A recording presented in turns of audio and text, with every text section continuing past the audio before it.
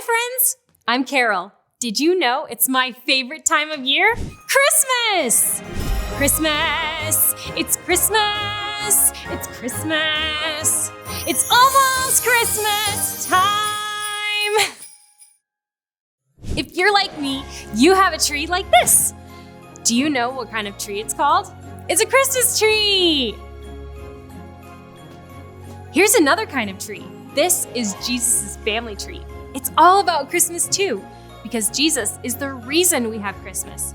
A long time ago, humans chose to sin, and God had a plan to rescue people from sin.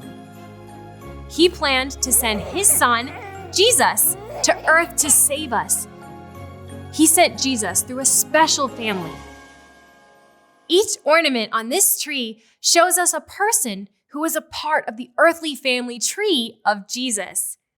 This one is about Abraham and Sarah. They were the first people in this family. God promised them that they would have as many kids and grandkids as there were stars in the sky. They had a son named Isaac, and from Isaac, the family grew into a whole big nation of people called the Israelites. For a long time, the Israelites would follow God, then turn away from God. But no matter what they did, God was always faithful to them.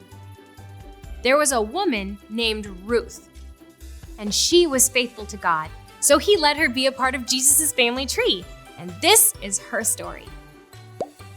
At this time, there was a great famine in Israel. That means there wasn't enough food. So a woman named Naomi left Israel with her husband and 2 sons. They traveled to a place called Moab. This is where Ruth lived. The people of Moab worshipped pretend gods instead of the one true God.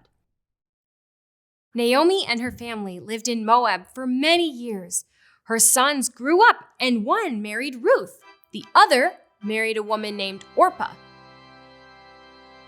Sadly, Naomi's husband and sons all died, leaving her with Ruth and Orpah far away from her home in Israel.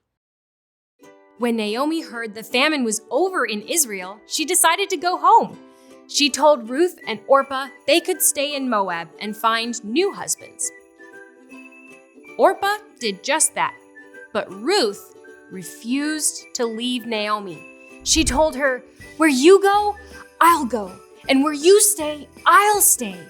Your people will be my people, and your God will be my God."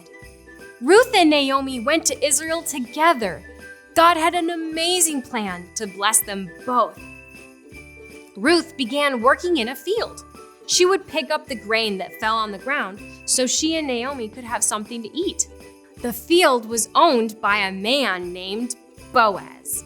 He was a family member of Naomi's husband who had died. Boaz heard about Ruth's faithfulness to Naomi and was impressed by her. So impressed, he married her. After they got married, they had a son named Obed, and Naomi helped take care of him. Obed grew up to become the grandfather of the greatest king of Israel, King David. Ruth made the hard choice to leave everything she knew and take care of Naomi. This meant she was faithful to Naomi. God celebrated her faithfulness. He took care of them. He gave Ruth a new home and a son. And he became the grandfather of King David. And because of her faithfulness, she also got to be a part of Jesus' family tree. God celebrates faithfulness. Merry Christmas, everyone. Bye.